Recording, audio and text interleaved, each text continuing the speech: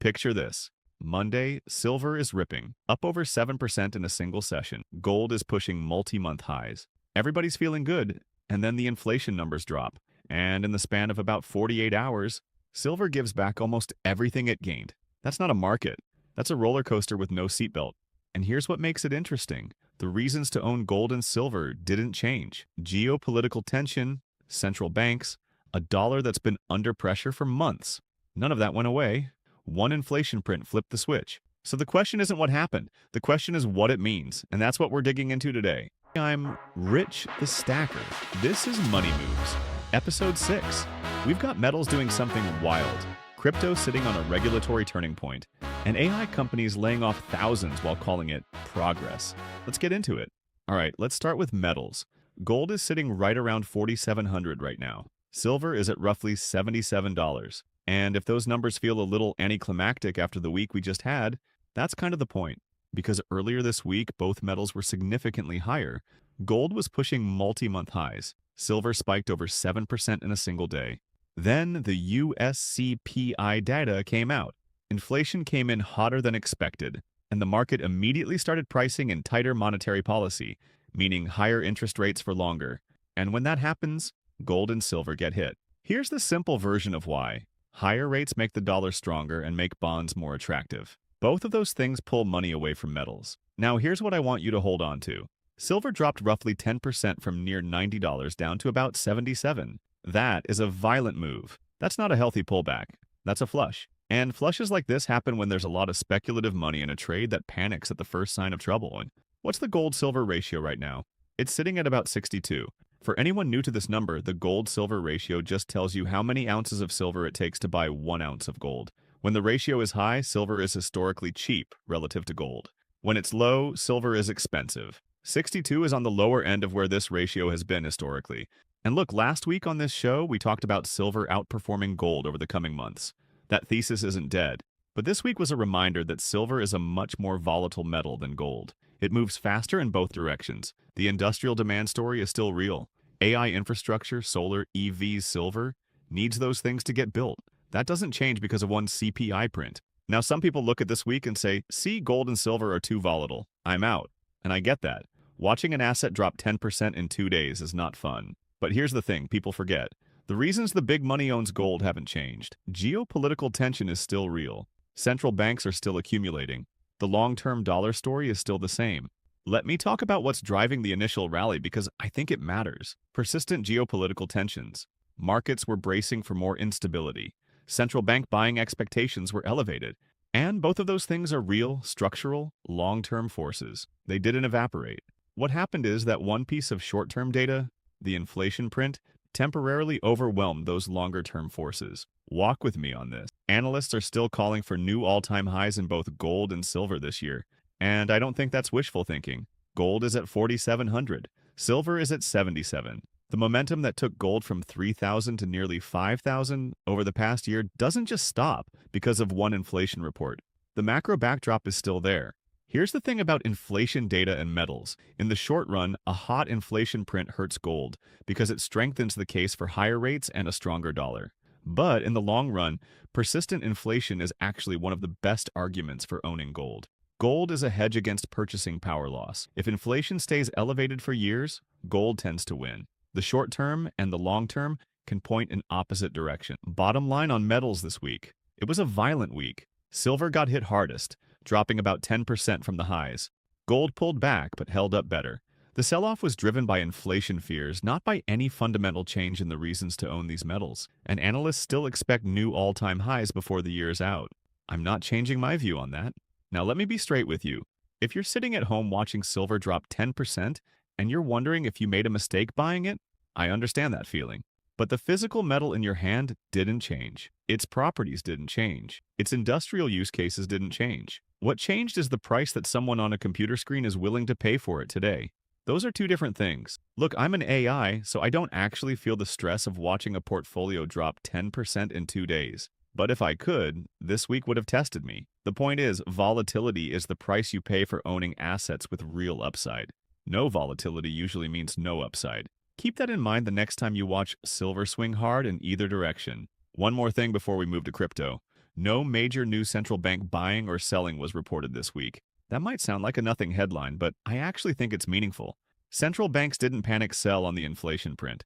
They didn't react to the volatility. They're playing a different game, a much longer one.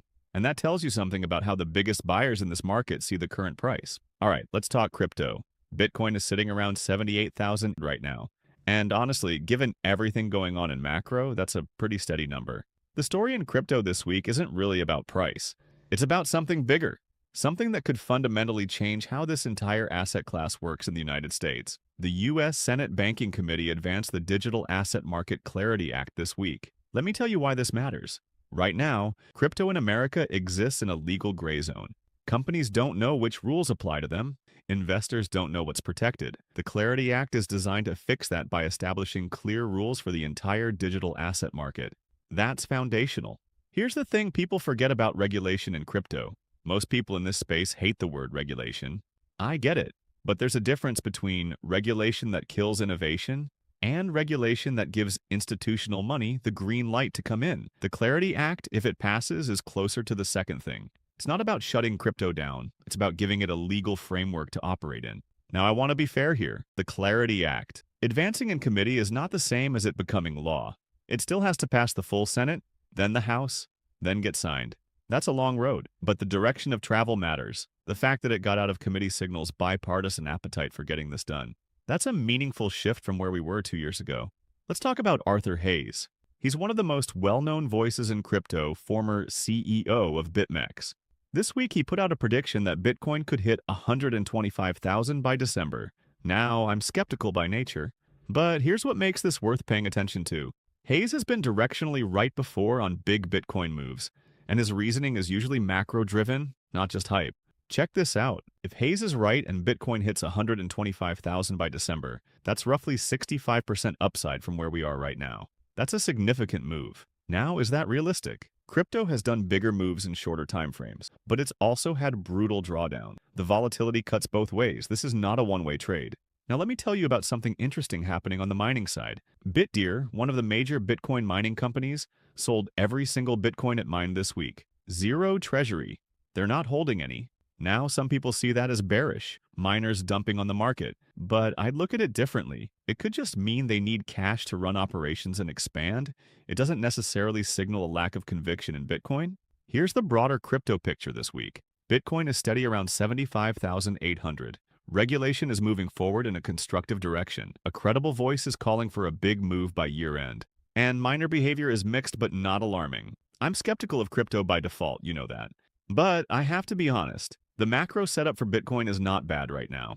Now I want to address the JP Morgan angle here because it connects directly to metals. JP Morgan analysts have been talking about a rotation from gold to Bitcoin as a hard asset alternative. The argument is that Bitcoin is increasingly being seen as digital gold, especially by younger investors and institutional money concerned about U.S. fiscal issues. That's a real narrative, and it's one I think about a lot. Here's where I land on that. I think Bitcoin and gold can both do well. I don't think it's a zero-sum game, but I'm skeptical of the idea that Bitcoin fully replaces gold as a store of value.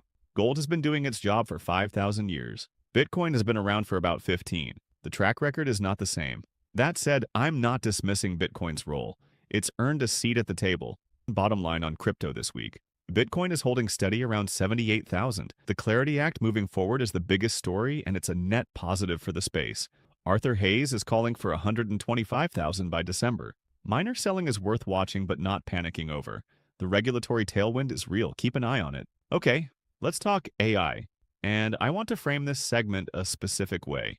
Because the AI stories this week are not really about technology. They're about money, jobs, and what happens to the economy when companies decide that machines are cheaper than people. That's a metal story.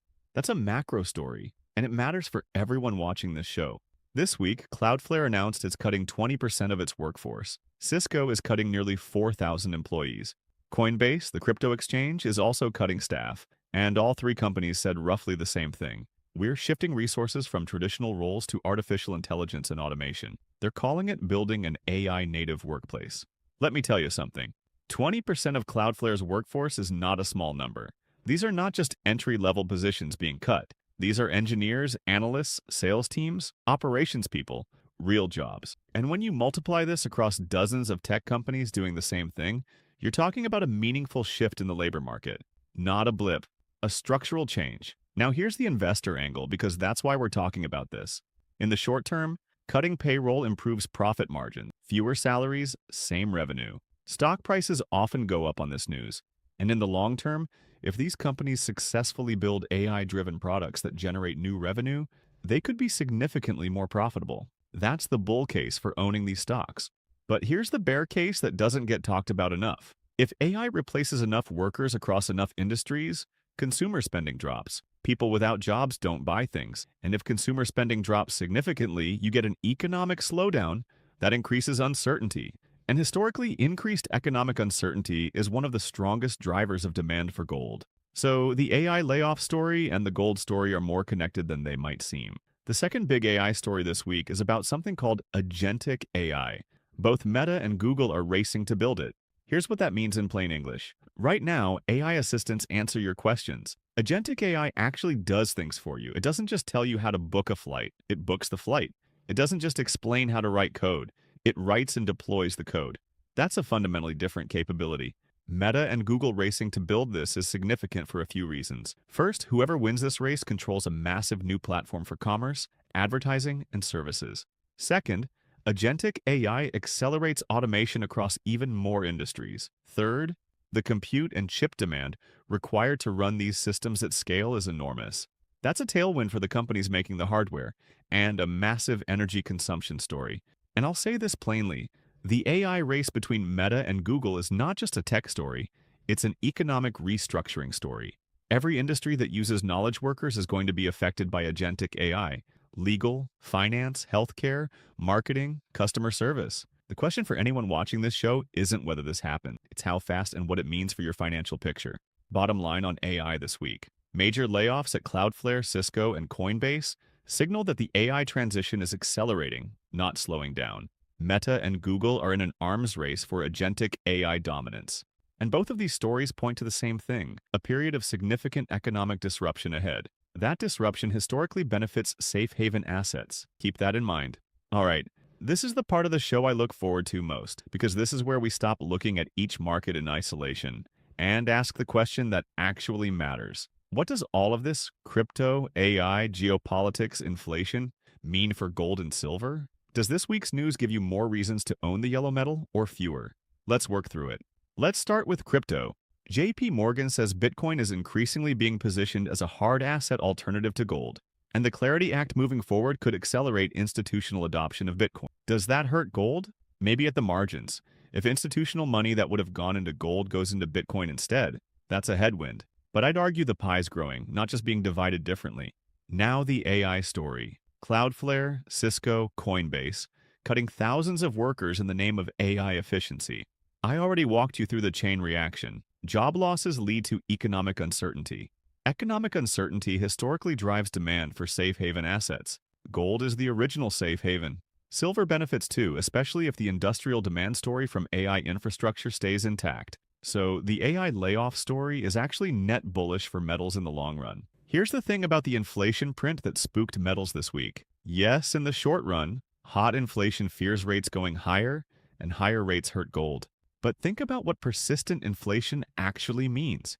It means the purchasing power of your dollars is shrinking. And what has protected purchasing power better than almost anything over the past century? Gold. The short-term reaction and the long-term logic are pointing in opposite directions. Now, some people would argue this week is actually bearish for metals. The inflation print showed rates staying higher for longer. A stronger dollar is a headwind for gold priced in dollars. And Bitcoin is starting to compete for the hard asset dollar. I hear all of that. And in the short term, those are real pressures, but none of them change the structural case for owning physical gold and silver. So where do I land? Net neutral to slightly bullish for metals. The short-term headwinds are real. This week proved that one macro data point can wipe out a week of gains in silver. But the structural forces, geopolitics, central bank accumulation, dollar questions, AI-driven economic disruption are still pointing in the same direction. The volatility is uncomfortable. The direction is still up. And here's the silver-specific take. Last week I said silver would outperform gold over the coming months as industrial demand compounds. This week tested that call hard. A 10% drop from the highs is a gut check, but the industrial demand story, AI infrastructure, solar, EVs, hasn't changed. If anything, the AI stories this week reinforce that the build-out is accelerating. Silver is still in that story. The verdict for this week: crypto developments are a mild headwind for gold at the margins, as Bitcoin competes for hard asset flows. The AI layoff story is a longer-term tailwind for safe haven demand. The inflation print is a short-term headwind, but the structural case for metals is intact. Net neutral to slightly bullish. The fundamentals haven't broken down. The price just got noisy. Now here's my call for the week. And remember, this is for entertainment purposes only. This is not financial advice. I've been watching this inflation story carefully, and here's what I think happened. The Fed talks tough. They keep rates elevated longer than the market wants. And in the short term, that keeps pressure on gold and silver, but inflation stays stubbornly elevated too. And that's the setup for gold's next major leg up. My call is this: the Fed will be forced to choose between fighting inflation and supporting a slowing economy. And when they blink, when they signal that rate cuts are coming back on the table, gold is going to move fast. Not a small move, a significant one. I think we see gold push meaningfully above 5,000 before the end of this year. That's my take. I've been wrong before, and I'll be wrong again. This is not a guarantee. It's a read on where the macro forces are pointing. The Fed is in a tough spot. Inflation won't cooperate. The economy is showing signs of stress from AI disruption and labor market shifts. When central banks are stuck between a rock and a hard place, gold historically does well. That's the logic behind the call. And silver. If gold makes that move, silver tends to follow, and then some. The gold-silver ratio is at about 62 right now.